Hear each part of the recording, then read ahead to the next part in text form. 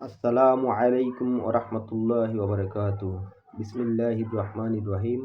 ওয়াল আসর।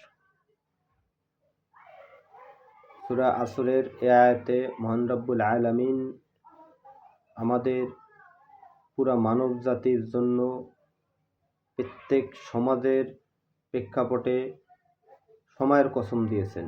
এখানে আল্লাহ রব্বুল আলামিন সময়ের কসম এই জন্য দিয়েছেন যে সময় এবং স্রোত কারোর জন্য অপেক্ষা করে না। টাইম অ্যান্ড টায়ার্ড উইথ ফর নন। সময় এমন একটা গুরুত্বপূর্ণ জিনিস যে সময়ের 1 ফোঁড় অসময়ের 10 ফোঁড়।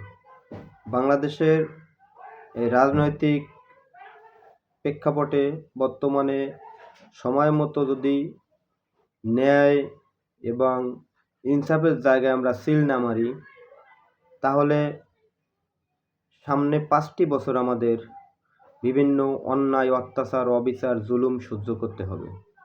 এ কারণে আমরা প্রত্যেকটা নাগরিক, প্রত্যেকটা জনগণ এই জিনিসটা মাথায় রেখে আমাদের মূল্যবান ভোটাধিকার প্রয়োগ করব, যাতে মৃত্যুর পরে আমরা একজন অন্যায়কারী, ধর্ষক, চাঁদাবাজ, লুটকারী, টাউট, বাটপার এদেরকে ভোট দিয়ে যাতে আমাদের আমলনামায় এগুলো দেখতে না হয়। মনে করুন আপনি একজন সৎ, একনিষ্ঠ, ইমানদার মানুষ, কিয়ামতের ময়দানে আল্লাহর সামনে দাঁড় হয়ে আপনাকে দেখতে হলো যে আপনার আমলনামায় অসংখ্য খুন, গুম, ধর্ষণ, চাঁদাবাজি এগুলো রয়েছে। তখন আপনি আল্লাহর কাছে প্রশ্ন করবেন, হে আল্লাহ, আমি তো এগুলো কোনোদিনই করিনি, তাহলে আমার আমলনামায় এগুলো কেন?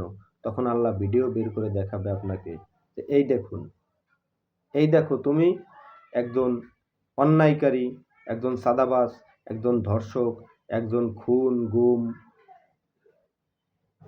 করার মতন ব্যক্তিকে তোমার ভোটাধিকার প্রয়োগ করে তার ক্ষমতা বাড়াইয়া দিছিলা, তাকে সংসদে পাঠিয়েছিলা, তাই সে যত অন্যায় করেছে তার আমলনামার পার্সেন্টেজ তোমার আমলনামায় যোগ হয়েছে। এজন্য ভাইয়েরা, আমরা প্রত্যেকে আমাদের ভোটাধিকার প্রয়োগ করার সময় এই জিনিসটা পুঙ্খানুপুঙ্খরূপে ভেবে যথার্থ জায়গায় ভোট প্রয়োগ করব এবং দেশকে স্বাবলম্বী করে উন্নতি করার চেষ্টা করব, যাতে আমাদের ভোট নিয়ে আল্লাহর কাছে জবাবদিহিতা করতে না হয়।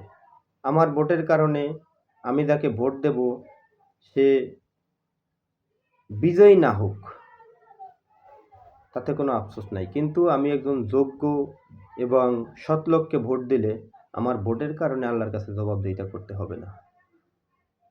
এই দোয়া রেখে আপনাদের সামনে আমার আলোচনা শেষ করব।